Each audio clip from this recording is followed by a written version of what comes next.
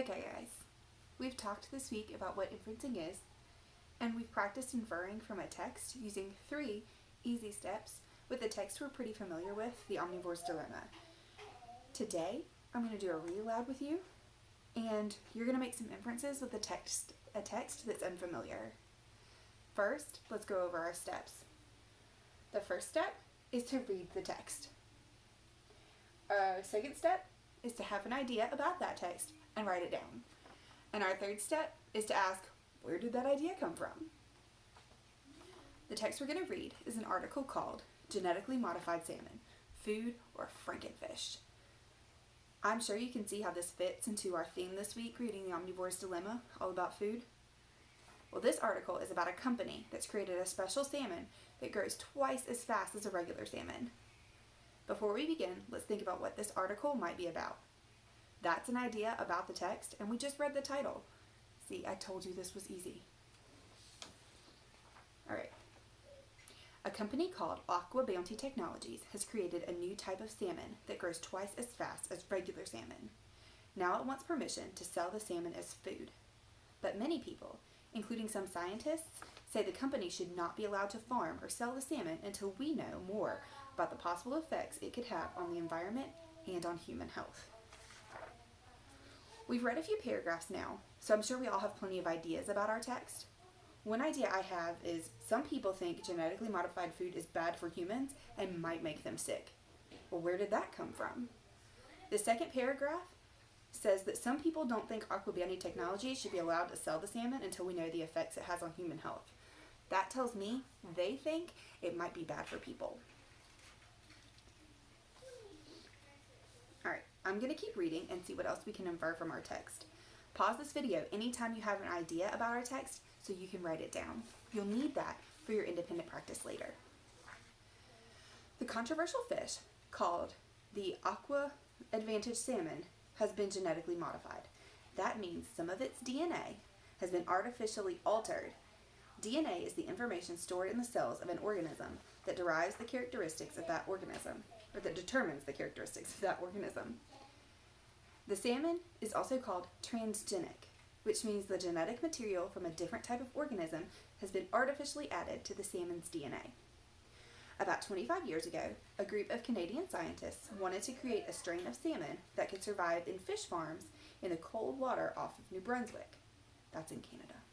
They took genetic material from Chinook salmon and from an eel-like fish called the ocean pout and injected it into the eggs of an Atlantic salmon.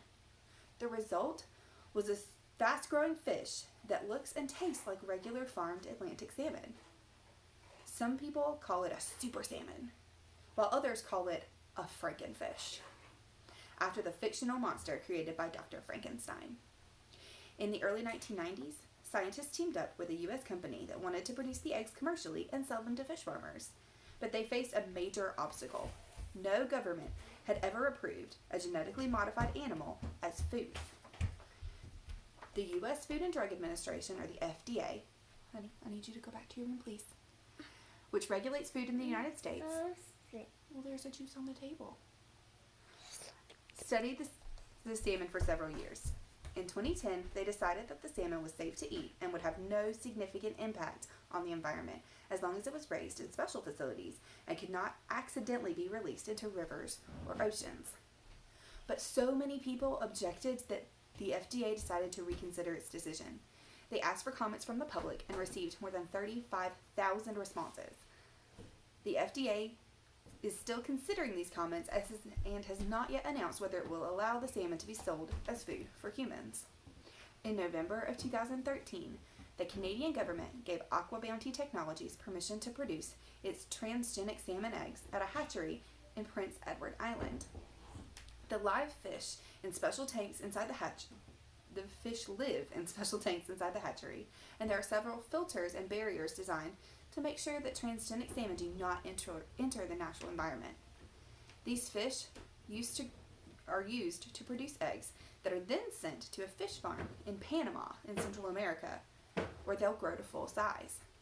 For now, the full-grown fish are buried in a pit near the fish farm because they can't be sold for food. Ron Stodish is the CEO, or the head, of Aqua Bounty Technologies.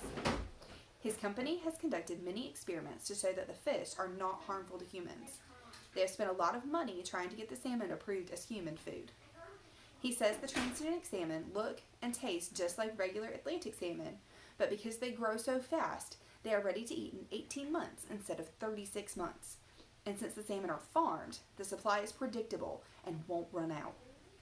Stodish argues that raising transgenic salmon for food would actually be good for the environment because it would prevent the destruction of natural resources. He claims it might even end world hunger. But many people disagree with Stodish and his plans to sell the salmon as food. They say there is not enough information available yet to know whether transgenic salmon could be harmful to humans or to the environment. One group in Prince Edward Island, called the Coalition for a GE-Free PEI, has organized public meetings and demonstrations against the hatchery. Another group, called Eco-Justice, has asked the federal court to review the government's decision to let Aqua Bounty produce GM eggs in Prince Edward Island. They say the government did not have all the necessary information, like whether genetically modified salmon could be harmful to the natural ecosystem and put wild salmon at risk if it escaped into the environment, before making a decision. Eco-Justice also says the government should have allowed members of the public to express their opinions about the hatchery. They are still waiting to find out if the court will review their decision. Meanwhile, Canadians may already be eating genetically modified food without even realizing it.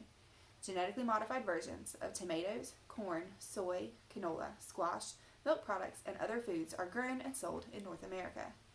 Many of these are used as ingredients in other food products. While some countries require manufacturers to say on the label whether a product contains genetically modified ingredients, Canada does not.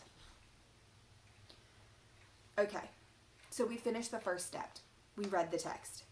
Now I want you guys to go back to the ELA work doc and click on the link in the independent practice box. This is going to pull up a Google form. I want you to enter 3 ideas that you had about our text that we read aloud and where in the article they came from. I can't wait to see your answers. I'm so proud of the work that you're doing from home. If you have any questions, remember, we have our daily Zoom meeting. If you haven't logged in for one this week, try to take time to check in. Have a wonderful day and make good choices.